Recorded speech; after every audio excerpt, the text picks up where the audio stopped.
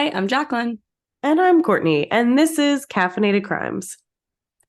I hope it is cooler where you guys are than where we are. Or I guess by the time you're hearing this, we're like getting at the end of summer too. So maybe things are starting to cool off because we've had like a 3 day 100-degree heat wave that has been Mm-hmm. brutal. It's been Just, hot, it's been humid, yeah. and I've been like sick in the process, which if you can't really breathe out your Oh, nose and it's humid outside, yeah. it's not a good combo. Just take it from. So hopefully my voice doesn't sound too terrible. Hopefully it's that like good rasp and not that vocal fry. But Does not currently sound like you smoke. Wow, does not currently sound like you smoke 6 packs a day. So you're good on that that's good. front. That's good. Okay. I have my tea, I have my water. We're gonna all get through your it. all your hydrating beverages. My essentials. Yes, summer colds are the worst because of the heat. Like just because like you're Mm-hmm. already like can't breathe and you're stuffy and things are congested, and then it's like super hot outside too, and it's just like it's too much. It's too Yeah, much. it's too much. It's not fun at all. No, no. And I think I talked a few weeks ago about my AC going out and being fixed, and it's working now, but it struggles in this, heat. It's like Mm-hmm. a 30-year-old AC. I don't mind her. She's doing her very best. It's okay. But my husband decided to bake the other night when it was 100 degrees, and then it was like 80 degrees in my house. And I'm like, you are not allowed to use the oven, sir. Do not touch it. Do not. Yeah, No. We cooking no outside, more or we eating ovens. cold sandwiches, or we're not. Nothing is heating up this house. Um, to make a very long story short, we had a flood situation and a lot of stuff happening in my house that we have to replace a bunch of flooring and all kinds of good stuff. But we have a dehumidifier in the room where the flood happened to dry everything out. And it is set at 100 degrees. So that also is not helping the heat issue in my house. Yeah, that's probably also heating it up a bit. Like if you touch the wall like on the outside of that room and then touch the other wall that's not, like you can just feel the temperature difference. And Yeah. I had to go in there to get something, and I'm like, I got like a free sauna if anyone wants to come over. You should have came over. Maybe that would clear you up. I know that would just cleared out all my issues. I should have done that. Just sat for a good Yes, 10 yes. minutes.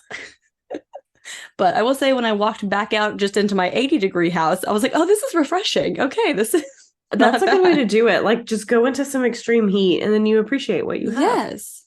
Yeah. We ended up going outside last night. We had my family over and it rained, which thank goodness like cooled everything off a little bit. Today was a lot better than it has been. But after everyone left, it was just us and my cousin, and we're like, oh, like it's cooler outside than it is inside. So we just went outside, and of course everything was all wet, so we had to stand, but it was like just so refreshing to like Yeah. just felt so much better. And you had the breeze, and I was like, oh my goodness, this heat wave has been no joke. And we've just spent like 5 minutes talking about the weather. So today's intro is on point. On point. We're doing a great job. We're just doing a really great job. But yeah, by the time you hear this, it'll be later into August or mid-August-ish. So Mm-hmm. hopefully I don't know, it's probably still hot, but Yeah. hopefully better. Hopefully you can see the light at the end of the tunnel and you see fall coming, you know? Yeah. Um, well, I'm sure there is an update. Oh, Carly Russell, did you see she's officially getting charged I did with not. like it was like filing a false police Uh-huh. report kind of thing. So she's getting charged with Gotcha. because resources did go into trying to find her, and it seems like it was all kind of fake. So I did see Uh-huh. that one. Okay. Also, hold on, let me look Did up you this posting. see if she like has she made any statements or anything, or is she like keeping I quiet on? don't think so. Okay. I don't think so. I also saw Alicia Navarro. Have you heard of that case? I'm not official. I don't know all the details officially, but she's been missing Mm-hmm. for 4 years, and they found her Oh, alive. okay. So Interesting. yeah, she just like resurfaced. Was this I the one in haven't North looked. Carolina? Like she was younger? No, Oh, that's the Unsolved Mysteries one. I think you're thinking of. This girl, she was found in Montana, I and she think was there was a missing from different Arizona. one. No, that doesn't sound familiar. I don't know. Okay, but we'll definitely keep an eye on those details to see Yeah, because I what think emerges from that. yeah, because I think that one was like a few podcasts to cover it. I don't know all the details officially. Like I'm just kind of Mm-hmm. going off the cuff with these updates. Yeah, yeah. But I did see she's been missing for 4 years and they found her alive. Wow. So not really sure the details on that one, but crazy. That is crazy. Wow. All right. Well, we'll go ahead and get into this episode. I want to go ahead and give a trigger warning here for rape and torture. Those will be talked about, just kind of giving you a heads up. If you're not okay listening to that, we'll see you next week. Maybe, because that one's also a brutal one. True. But this one is yeah, it's pretty rough. So just, if you need that heads up going into it. So our resources this week are a How Stuff Works article, an All That's Interesting article, a Medium article, and a Ready, Steady, Cut article. Ready, Steady, Cut. That is an interesting name. Yes. 17-year-old Junko Furuta was riding her bicycle home from her part-time job on November 25th, 1988, when she was knocked off her bike and abducted. She was held captive for over a month, where she was brutally raped, tortured, and eventually murdered by 4 teenage boys. Her murder would become known as one of the worst crimes in Japanese history, but the cruelty her family experienced was just the beginning. So Junko Furuta was born in Misato, Saitama, Japan in 1971. She was a popular student known for being pretty, bright, and getting good grades at Yashio Minam High School. So she had dreams of becoming a pop star, and she was known to her friends as Junkan. She was believed to have a bright future ahead of her. She worked hard in school and was working a part-time job to save money for after graduation. And on the day she was riding her bike home, 16-year-old Shinji Minato threw her off her bicycle and ran away at approximately 8:30 p.m. And this was a setup for 18-year-old Hiroshi Miyano to come along, claiming to have seen the whole situation and offer to walk Junko home.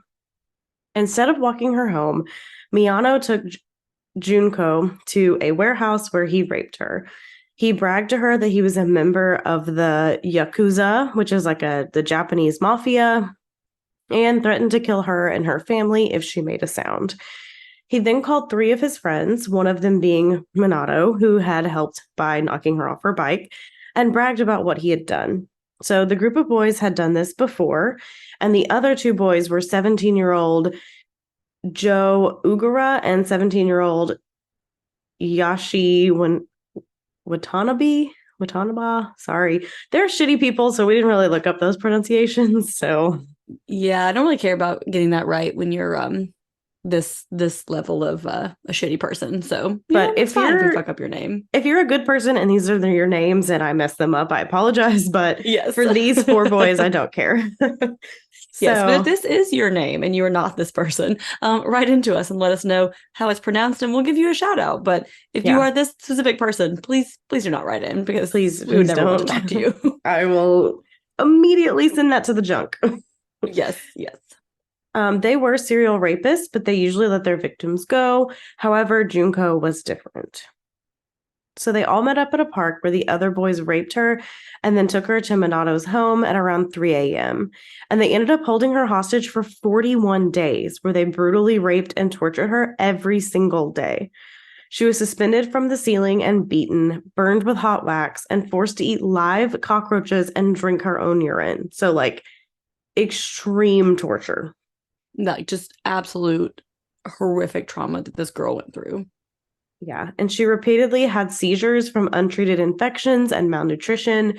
They had other friends come by to rape Junko also, and they would also rape her with objects such as iron bars, scissors, and fireworks, both vaginally and anally. And it's believed that approximately 100 men raped Junko a total of around 400 times over the course of the time she was being held captive in 41 days. Like, that's a lot. I mean, 400 times in 41 days. So just think about the constant torture she is suffering.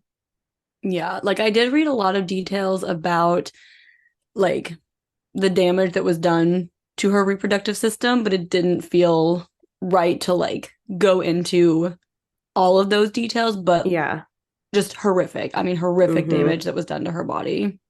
Yeah. And Minato's parents were also living in the home while all this was going on, but they said they didn't intervene because they were afraid of their son's violent behavior and connections to Yakuza. Just what? What? Like, how are you aware that this is happening and you were too afraid of your own son to do anything about this? I just wonder, like, what this, like, mafia did and, like, what her son had done in the past that, like, made them Yeah, this scared. I'm like, what? true. Also, have those parents seen? Are the parents being tortured? Like, what is happening here? Yeah, Like, yeah. And like these I are feel like, teenage boys. Like this yeah, isn't, they are literally teenagers. They are, yeah, yeah. Cause I'm like, you should have said something, but I'm also like, what were you seeing that made you be like, yeah. I ain't gonna say nothing? In your own Like, home that you bought and paid the bills for. Like what? that's insane. Yeah, yeah, God, you know they must have seen some fucked up shit. yeah. Or they're just pieces of shit. I don't know I which mean one. that's true. Maybe they were just like, you know, I I don't don't know. know. The boys also had Junko posing as Minato's girlfriend when his parents were around. Junko begged to be killed because the torture was just so horrific. Her parents had reported her missing 2 days after she failed to return home, but the boys made Junko call them and say she'd just run away and was staying with a friend. So just, again, horrific. And one night, a boy who had been invited over to the Minato house went home and told his brother what was happening there. So his brother told their parents, who finally some sort of parents are around, and contacted the police. And authorities went to the Minato's house, but the family assured them there was no girl inside. And the police just accepted that and left. And they were like, sounds good. Thank you.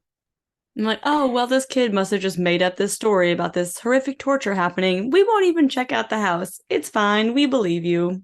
Have a good Like, day. at least just go in and be like, can I just like look around a little bit? Just a Right? little Like, bit. what would that hurt? Yeah.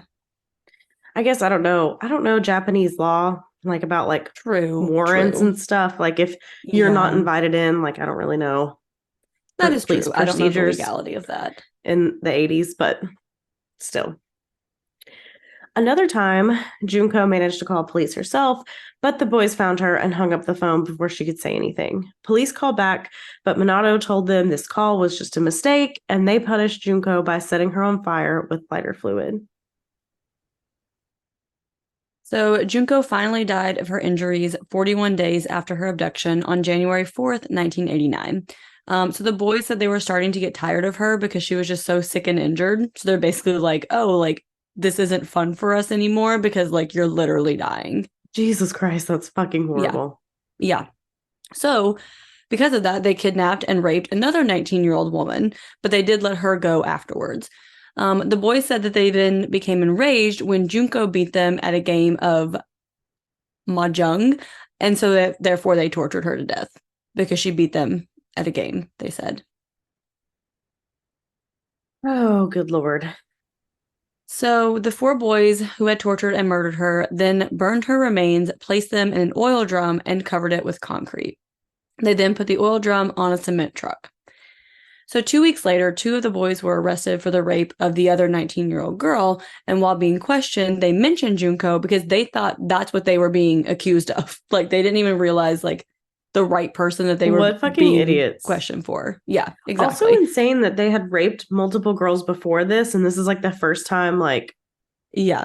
anyone came forward, which I know it's hard in the 80s. Like, again, I Mm-hmm. don't know the Japanese police in the 80s, but I know even in America today, it's kind of hard to come forward as a rape victim. So, Yeah. I think a lot of it too is the Yakuza connection that like they were just so yeah, afraid and they're like, you let that's me live, true. it's fine. I'm not even gonna say anything. Yeah. Yeah. But yeah, so these morons brought up Junko because they thought that's why they were there. They were being questioned separately, and like they each thought that the other had revealed what they had done. So like they basically just told on themselves because they thought that police already knew. And her body was discovered, and all four of the boys did confess. So Miyano was known as a bully, and according to some of their classmates, he had developed a crush on Junko and was enraged when she turned him down. The day they kidnapped her, Miyano and Minato had been wandering the park looking for a woman to assault, as they had many times. Like, they were literally there for that purpose. Like, they were just waiting for the right opportunity. Yeah. And when they spotted Junko, it now became personal because she had rejected him. And many believe this is why she was held, tortured, and murdered instead of being released like their other rape victims were. So at that time, the legal age of adulthood in Japan was 20. This was changed to 18 just in 2022, but prior to 2022, the legal age of adulthood in Japan was 20. I never knew that. Yeah, me neither. Yeah, because the whole time I was confused, like, about the ending of the story, because I'm like, one of them was 18, but that didn't matter because they were still minors. Yeah. And because they were minors at the time of the murder, their identities were not publicly released. So they were referred to in official court documents as A, B, C, and D. And Junko was referred to as the letter E, and her identity was supposed to be private as well, but her real name and photo were leaked across every Japanese newspaper and TV station, of course. So the victim's information is revealed and none of her murderers. Yeah. So the trial of the four boys began on July 31st, 1989, but they weren't charged with a deliberate act of murder, but instead just causing bodily injury resulting in death. Okay. Yeah. Okay. So this wasn't right. an intentional murder, they said. So because Miyano was the ringleader, he was sentenced to the maximum sentence for this charge, which was 20 years in prison. And the other boys received between 5 and 9 years each. So the public was outraged, obviously, that this was such a small sentence for these crimes, and that the death penalty wasn't considered because it was such a heinous crime. So in 1983, the Japanese Supreme Court established the Nagayama test to determine when the death penalty can be applied. So Norio Nagayama was 19 years old when he stole a pistol from a U.S. naval base and murdered 4 people. So a lower court refused to consider the death penalty, but the Supreme Court ordered a retrial, stating that the death penalty can be considered for minors when the case was atrocious and callous, which obviously Junko's case would have been, but they did not consider the death penalty in their case. And the only reason we know the true identity of these men today is because a magazine named Shukan Bunshin, I'm sorry if that's mispronounced, broke protocol and named the perpetrators publicly in April of 1990. So the editor-in-chief, Kazuyoshi Hanada, stated, quote, "To make a long story short, we decided that beasts don't have human rights." So he's basically like, I don't give a shit that the law says I can't do this. Like, your information should be out there. So now that's why we know their names. Yeah. So they did likely receive such short prison sentences because they were tried as juveniles and not adults. And some say that the Yazuka connections also help the teenagers get the short sentences. So they're like, everything is all connected and corrupt and everything. And they believe that's part of the reason why their sentences were so short. So Junko's family also filed a lawsuit against Minato's parents because the crime had occurred in their home while they lived there. And Junko's family won and were awarded 50 million yen, which is about 425,000 US dollars, which Minato's family actually had to sell their house to pay for. Oh my God. Could you imagine buying a house and then finding out what happened in your house? Right. That happened in your house? Yeah. Terrifying. Didn't we do a Patreon bonus episode on real estate laws related to disclosing murder and stuff? Yeah, but it was only in the US. We didn't I just Japan. Yeah, I just triggered a memory that I was like, I think we talked about this US specific, obviously. But yeah, I don't know what Japan's laws are. Because I was thinking that because I was wondering what it was, but yeah, I didn't know Japan on that or anything. But it's whew. If we have any Japanese listeners, let us know what your real estate laws say as far as what has to be disclosed about what happened in your house. Because in the US, it's very, very little that actually has to be disclosed. And there's nothing you can do about it if you buy a house and find out all this after. Yeah. And unfortunately, 3 of the 4 murderers would go on to commit other crimes after being released from their short prison sentences in their mid-30s. So, they're still very young when they get out for this horrific rape, torture, and murder.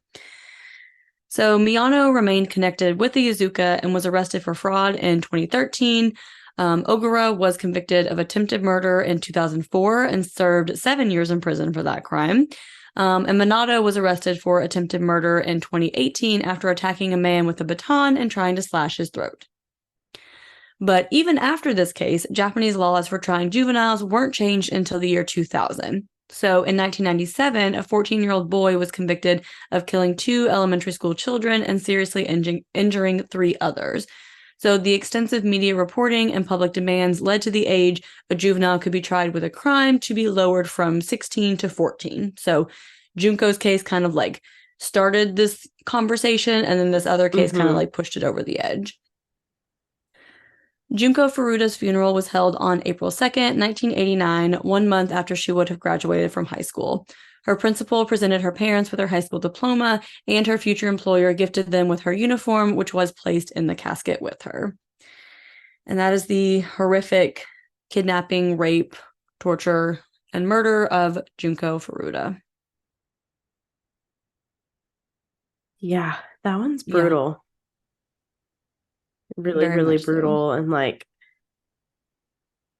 again, they just got out so early, and like basically all of them have like chart crimes again. Like, clearly they're not reformed. Exactly. Like, it's not like this was like a one time, which even to this extent, clearly this wasn't, there is something deeper. This isn't an accident. This wasn't like a, you know, one dumb decision. Like, oh no, you had 41 days to make a better decision. You know, this isn't a spur of the moment, which is also just like appalling that they were not charged with a deliberate act of murder after holding someone hostage and torturing her for 41 days. So you're telling me in 41 days, you were not deliberately deciding to harm this person. And how does that make any sense? And that's the thing too, is like, I understand like when someone's young, like trying them as a juvenile, but this severe of a crime, no, this is not theft. This is not a fight. This is not anything. Like, this is cold, calculated, just, I mean, inhumane. Like, there's no words, honestly, for this. It's so horrible. And it's like, I don't care if they're technically minors, like, throw the book at them at this point, because if you're that young and that fucked up, you're not getting any better. No, like, you are not coming back. I don't believe it. If you are able to do something like this at that age, you're not coming back from that. Like, you're not going to be suddenly reformed in 15, 20 years if you're doing something to this level of depravity. Like, and it's not even like, like they were like 12, which even then I feel like something that young to be this horrific is, but like, they were 16, 17, and 18. You were old enough to know what the fuck you're doing. Yeah. So, yeah. Unfortunately, this one was a little bit shorter just because there's not a ton of information out there. This one has been on our list for a while. And again, I can't remember where it came from. I feel like I heard about it, you know, referenced briefly somewhere and put it on the list to look into more. But all of the internet scouring I did, this was the most I could find. I think a lot of it too, just with it being in a different country, a lot of those newspaper articles aren't accessible to us or able to be translated easily. So yeah, if you guys happen to be in Japan or know any more information about this case, you know, please let us know, because we'll definitely share more if we have more info. So that being said, Courtney, what is your perk of the week? The awkward transition.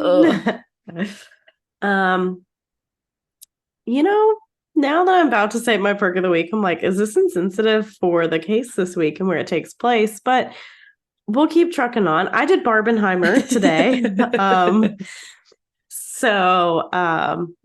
If you don't know, that's when you see Barbie and Oppenheimer in the same day, which Oppenheimer was like the whole construction of the atomic bomb, which we dropped on Japan, which is why it's kind of a weird thing. But both movies were very good, really interesting.